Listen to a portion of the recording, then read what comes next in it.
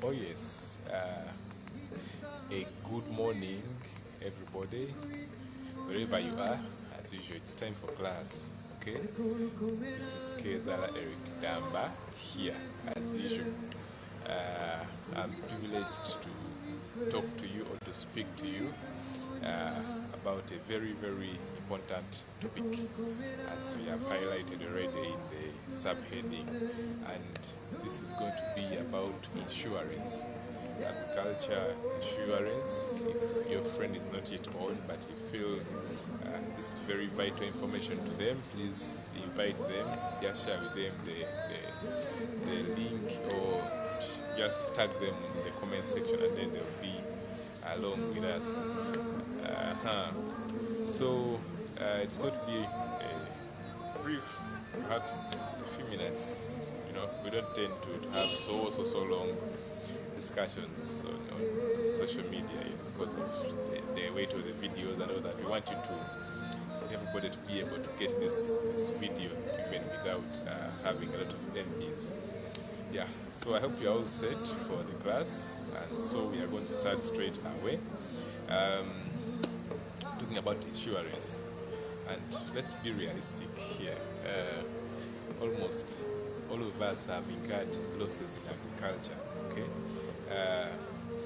Some people tend to make it a habit that, you know, I'm learning, and, you know, I expected the losses and all that, which is fine, but I really, my policy is that you should not lose something big and more than once, okay? In the different ventures that we have been through over the years, we have discovered that usually at the first time people will fail, usually at the first time, and so we safeguard that by encouraging people to start small. Yeah, if you want to start with 10 acres, you start with one at least, and then as you appreciate the learning curve, if you make a loss on the 1 acre, you still have more 9 to save, okay? And so in so doing, you only lose a tithe of that. But today we also want to bring in another more efficient way of safeguarding your investments, especially for you first timers, even those who are already in the business, but you know, you really want to be spot on. You want to just get everything at the click, and you know, you won't lose money, and that service is none other than insurance. Yeah, I'm going to be reading a few things here which I prepared for purposes of this presentation. Yeah, so I'll start with the definition. I checked it out from the Merriam-Webster website, and I'll read it for you just plainly as I got it. And they defined insurance in a good way that, you know, I wanted to start with and open your minds to it. Insurance is a coverage by contract, you know, whereby one party undertakes to indemnify or guarantee another against a specified contingency or peril. Because that's a lot of English, right? Yeah, but simply what they mean is that insurance is when somebody stands in for you. You make a contract. Do you know what? I'm going to plant something here, or I'm going to rear some animals here, or I'm going to store, because insurance actually comes up to storage. And so you tell them that I'm going to do all this, you know, and after you started growing, you know, if by chance they come out well, then you're safe. But if by any bad luck, or a process gone wrong, or instructions taken differently, you know, if by any of such cases, because we see these things, you know, if by such a bad luck, you know, you happen to lose them, this person is bound already, you know, or is covered already, or is joined together, cannot be separated by any means because of the contract that you made prior to that. Okay, so insurance, as you can see it in vehicles, in real estate, different things, even in agriculture, it is possible that you start your production when already somebody is going to cover you, whether you make it or not. Usually when you make it, they are happy and everybody's happy, so there's no much trouble. But the real hassle or the real deal is when it doesn't work out, and that's when now insurance should come in. So it is basically a contract whereby someone, an insurance company, it says, I'll indemnify you, I'll save you from being hurt by the financial loss by covering up what you missed out already. And so this is a very important part in agribusiness. Like I said before, we were safeguarding by investing small as you learn. But now it has come to a level whereby even that small that you're putting in, you also need to safeguard it. You remember these days I usually tell you, this is post-COVID. Yeah? You have to be sure that whatever money you're putting there is going to come back. You don't need to put money and then lose it, and you will hate agriculture for nothing. And so I actually highlighted for you some of the parts we have seen with our own hands, or with our own experience, how people lose out on different ventures. But before that, why insurance? Where do you have to insure? First of all, you need to be guaranteed, first of all, that you're not going to lose money. Like we usually say, a big part of the clients we have, 100% want to quit full-time. 100%. They want to quit their full-time, and so they are investing this money which they have been saving for years and years and years and years and years, And so it's delicate money, I can say, Some of them are people who have already retired from civil service, or from any other kind of service. And so it's also very, very delicate money, because once they invest it, they don't have any other sources. So it's inevitable that they have to safeguard it, I want to take you through some of the examples that we have seen, or which we have discovered, and actually you should take note if you have a pen or a paper or whatever that you can write on. And the first one, if we are to start by the animal category, the first one is piggery, where someone can lose everything in a week. There's a client of ours, a friend of mine now. I used to tell him, please don't allow people to just enter your farm, or don't allow people who come to buy to get so near. And he did his best, but definitely, out of just a one-point action, or somehow, somewhere, they got it wrong, and someone brought swine fever into the farm. These guys had over 400 animals, and it was bad news, because all these animals ended up dying, and so they had to just destock. One time I was interacting with people at the abattoir, and said there was a big farm which made the losses to swine fever. Even some of you think that when they start dying, I'll sell them off. Now, these guys, even when they would start to sell off, they would transport the animals, they reach the abattoir, and the animal dies even before reaching the abattoir. It dies on the car, and nobody will pay you for a dead animal, because even them, they won't slaughter it. They have mechanisms. There's a doctor there to approve that this meat is worth eating, this one is not worth eating. And so you can't sell them with dead animal when they see it, it is dead, And because of the danger, sometimes this swine fever can attack breeding stock, like a sow, pregnant, one which is worth 1.5, but when you're going to sell it as meat, you can't even get, many times you cannot get beyond 800, if you are to slaughter it as meat. So you can see how dangerous these things are, and this project ended up stalling because of this terrible death, Another thing which happens in the animal sector, broilers. If you have grown broilers, during COVID time, there is a small project I had put up somewhere because we do a lot of tests before we come out to speak and have this authority. We first try out some things. And so we had also started up about 200 broilers, about 200. And our target was to sell them by the 4th week. Now by the 4th week, lockdown got us there. lockdown, this total lockdown we had, nobody would move to any workplace unless he was an essential worker. Nobody would go to the market unless they're going to buy food. Nobody would do any job unless they were essential workers. So this meant that people are not going to buy the broilers because they're bought off streets. Restaurants and hotels are the ones which buy them, and by that time they had shut down completely. And so what we had to do, we had two options: either to give them out or to raise them until the lockdown was done. And so of course the second option sounded better, so we started growing them beyond the 4 weeks.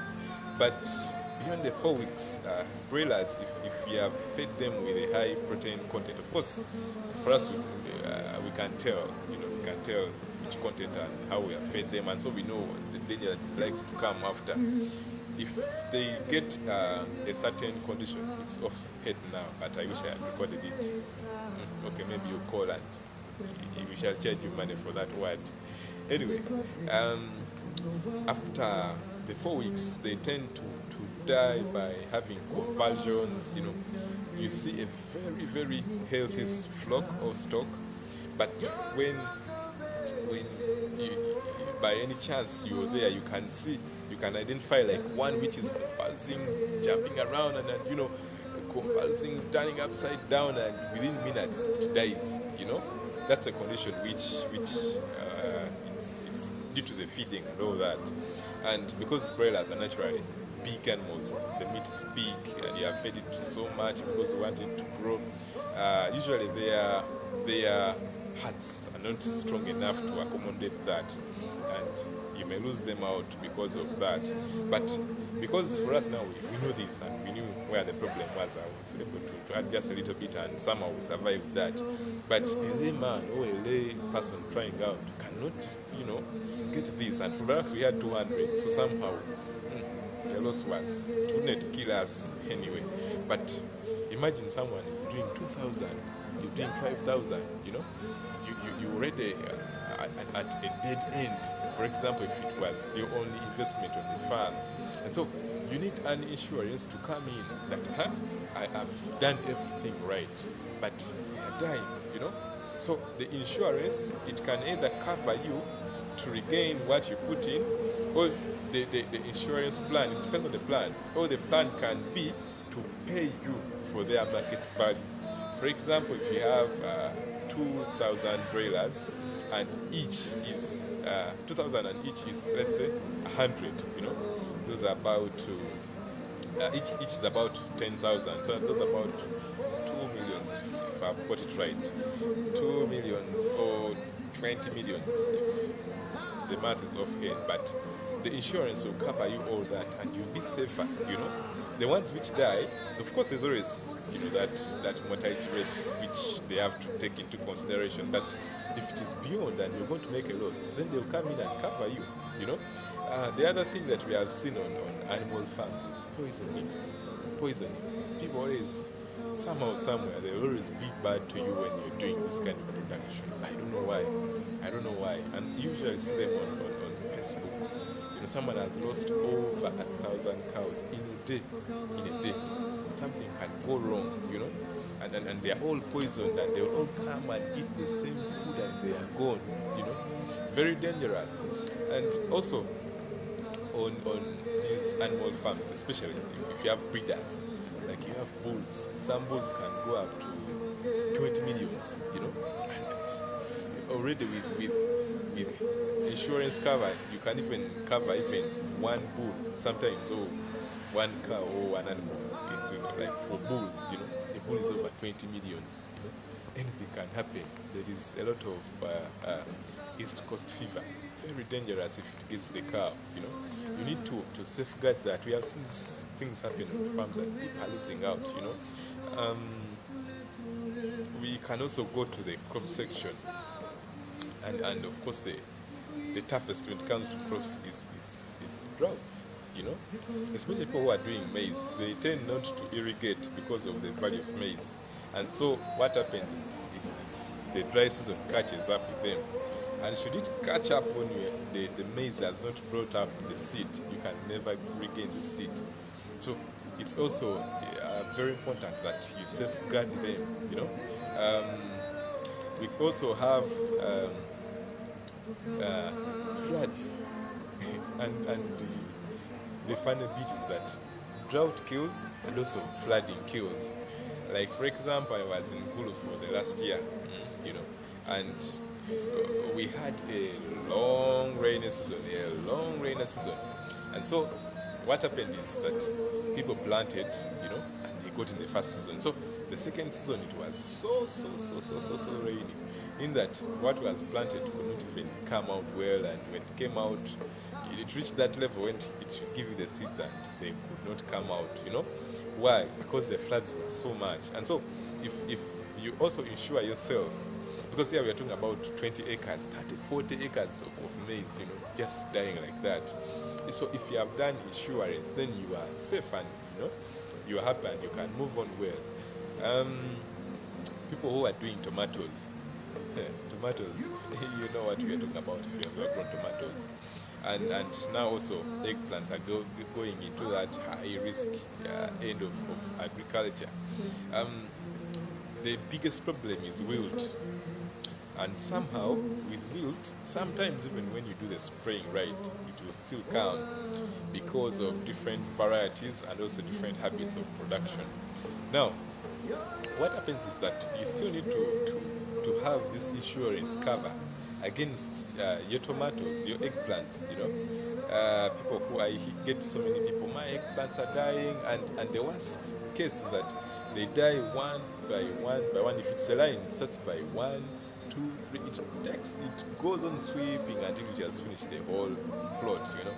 And so you need to safeguard yourself against all these. Watermelons and other fruits.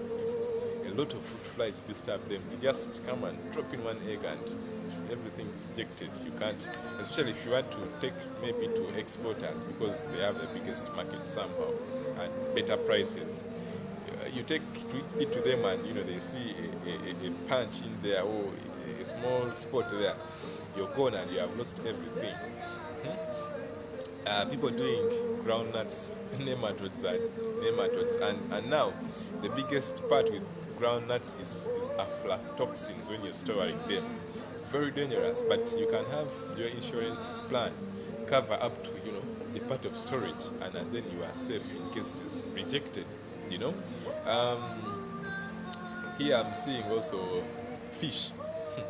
If you're growing fish, one of the biggest problems you can even never notice is monitor lizards. They'll eat everything, and you just keep growing them when they are not multiplying because the mothers were eaten, you know. And even with fish, one of the worst things is theft. Someone will just come in the night and takes all of them, you know. And so these are some of the things which I wanted to highlight today when it comes to insurance. Some of the things that you need to look out for when you're going to invest in farming, you know.